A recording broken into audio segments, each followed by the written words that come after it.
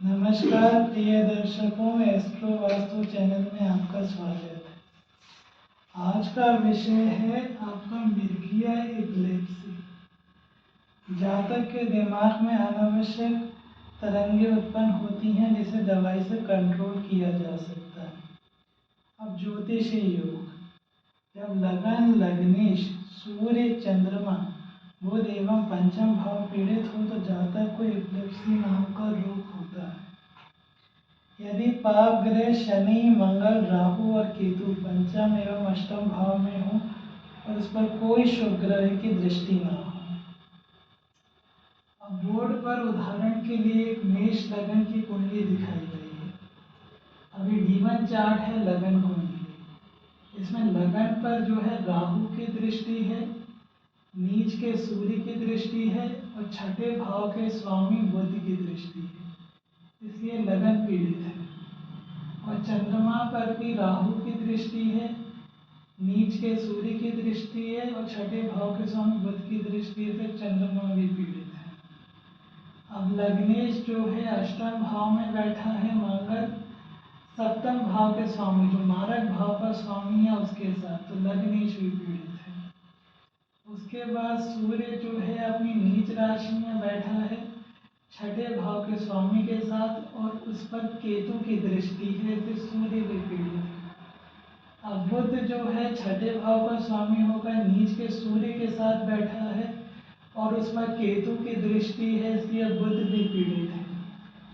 अब पंचम भाव में राहु बैठा है और उस पर केतु की दृष्टि है, इसलिए पंचम भाव भी पीड़ित है।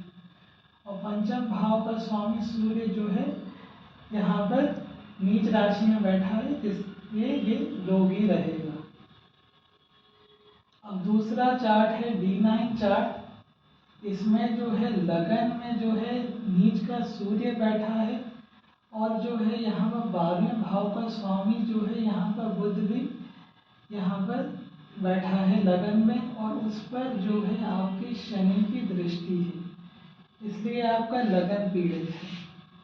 और जो सूर्य अपनी नीच राशि में बैठा है और उसके साथ शनि की दृष्टि है और यहाँ पर 12वें भाव का स्वामी बुध भी है इसके साथ, तो सूर्य भी पीड़ित है।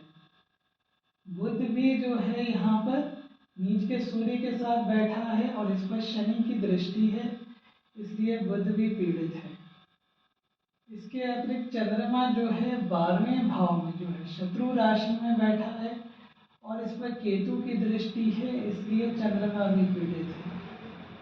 अब जो ये लग्नेश है, जो लगन का स्वामी है लग्नेश शुक्र, वो राहु के साथ है और उस पर केतु की दृष्टि है, इसलिए लग्नेश भी पीड़ित है। अब यहाँ पर पंचम भाव का जो स्वामी है शनि, वो अपने से 12वें भाव में गया है और उस पर जो है केतु की दृष्टि है, इसलिए पंचमेश भी पीड़ित है। इससे जातक एपिलेप्सी नामक रोग से पीड़ित रहेगा। अब तीसरा चार्ट है D3 चार्ट। तीसरा चार्ट है आपका D3 चार्ट। इसमें क्या है कि लगन जो है उस पर राहु की दृष्टि है, इसलिए लगन पीड़ित है।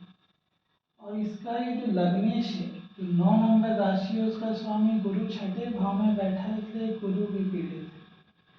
इसके अतिरिक्त जो है चंद्रमा जो है 9वें भाव में बैठा है जिस पर राहु की दृष्टि है और शनि की भी दृष्टि है, इसलिए चंद्रमा भी पीड़ित है। इसके अतिरिक्त जो है सूर्य अपनी नीच राशि में है केतु के साथ और उस पर राहु की दृष्टि है, इसलिए सूर्य भी पीड़ित है।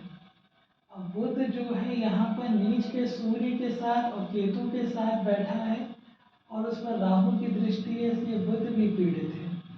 और पंचम भाव जो है, पंचम भाव जो आपका है उसमें राहु है, उस पर केतु की दृष्टि है, इसलिए पंचम भाव भी पीड़ित है।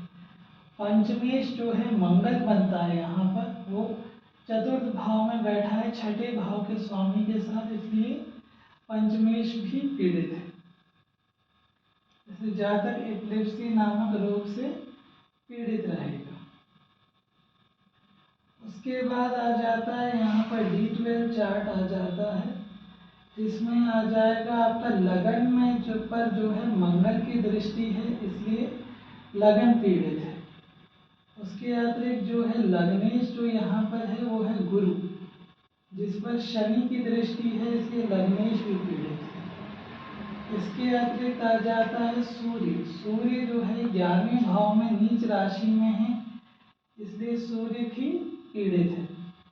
उसके बाद आ जाता है यहाँ पर सूर्य के बाद आ जाता है चंद्रमा। चंद्रमा जो है यहाँ पर शनि और केतु के साथ 12वें घर में बैठा है और इस पर राहु की दृष्टि है, इसलिए चंद्रमा भी पीड़ित है।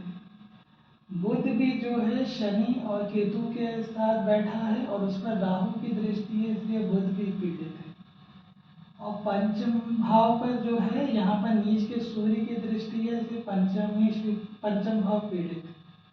और पंचमेश जो है मंगल है, जो अपनी शत्रु राशि में बैठा है। अब दशा की बात की जाए तो इसमें चंद्रमा और में गुरु की दशा है।